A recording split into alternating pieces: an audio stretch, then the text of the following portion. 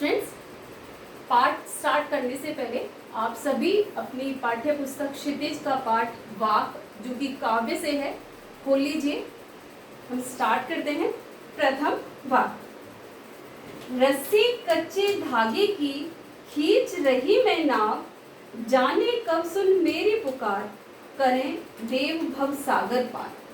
Students, प्रस्तुत काव्य में कवित्री ने ईश्वर को प्राप्ति के लिए जो हम व्यर्थ में चिंता करते रहते हैं, उसके पीछे दौड़ते रहते हैं, भक्ति करते हैं, दिखावा करते हैं, उन सबको व्यर्थ कहा है कि ईश्वर की प्राप्ति के लिए जितने भी हम प्रयास कर रहे हैं वो सभी व्यर्थ हैं। इस विशेषता कवित्री कह रही है अपने विषय में कि मैं ईश्वर को प्राप्त करने के लिए जितने भी प्रयास कर रही हूँ वो मेरे सारे के सारे व्यर्थ जा रहे हैं। और ऐसा कवित्री क्यों कह रही है, देखिए। रस्सी कच्चे धागे की खींच रही मैं नाव। फ्रेंड्स, यहाँ पर जितने भी कठिन शब्द हैं वो मैंने अंडरलाइन कर दिए हैं, उनको विशेषतः आप ध्यान से देखिएगा। नाव का अभिप्राय है हमारा जीवन, हमारा शरीर, हमारा जीवन रूपी नैया। तो वो कह रहे हैं कि ये जो हमारी जीवन रूपी नाव है इसको मैं खींच रही हूँ। किस प्रकार खींच रही हूँ? रस्सी कच्चे धागे की। कच्चे धागे की रस्सी का अभिप्राय है हमारी सांसों की कच्ची डोर, कि हमारी सांसों की इस कच्ची डोरी से मैं अपने जीवन रूपी नाव को खींच रही हूँ। सांसों को कच्ची डोर क्यों कहा गया है? कि इन सांसों का हमारे जीवन का कोई भरोसा नहीं है, आज है कल ना हो। तो मैं अपने जीवन रूपी नाव को अपनी कच्ची सांसों की डोर से खींच रही हूँ। उसके लिए फिर कवित्री क्या कह रही है? जाने कब सुन मेरी पुकार, करें देव भव सागर पार। देव का अभिप्राय है ईश्वर, कि ये पता नहीं, जाने कब, पता नहीं ईश्वर मेरी पुकार को कब सुनेंगे और मुझे इस संसार रूपी सागर, भव सागर का अभिप्राय है संसार रूपी सागर से पार लगाएंगे। कि ईश्वर मेरी पुकार को पता नहीं कब सुनेंगे और कब मुझे इस संसार रूपी सागर से पार लगाएंगे। क्यों? क्योंकि मैं अपनी इस जीवन रूपी नैया को अपने कच्ची सांसों की डोरी से खींच रही हूँ। आइए आगे देखते हैं।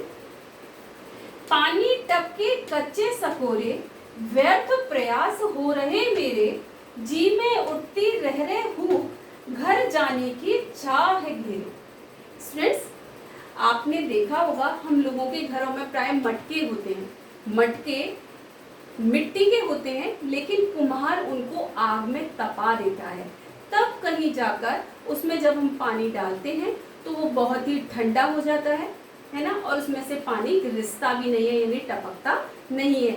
लेकिन जब तक ये मिट्टी के पात्र, मिट्टी के बर्तन पके नहीं, कच्चे रहें, अगर कच्चे मिट्टी के बर्तन में हम पानी डालेंगे तो उसमें से पानी सारा रिस जाएगा, यानी धीरे धीरे करके सारा पानी बाहर निकल जाएगा। तो उस कच्चे बर्तन को उन्होंने, कवित्री ने यहाँ पर कहा है कच्चे सकोरे। देखिए, पानी टपके कच्चे सकोरे, व्यर्थ प्रयास हो रहे मेरे। कवित्री कह रही है, मेरे का अभिप्राय है कवित्री कि मैं व्यर्थ में प्रयास कर रही हूँ। प्रयास यानी कोशिश कर रही हूँ, व्यर्थ यानी बेकार में ही कोशिश कर रही हूँ ईश्वर को प्राप्त करने के लिए। क्योंकि पानी टपके कच्चे सकोरे, कि जिस प्रकार मिट्टी के कच्चे बर्तन में से पानी टपक जाता है उसी प्रकार मेरे प्रयास निष्फल हो जाते हैं। मेरे प्रयासों में सफलता प्राप्ति नहीं हो रही है, मुझे ईश्वर की प्राप्ति नहीं हो रही है।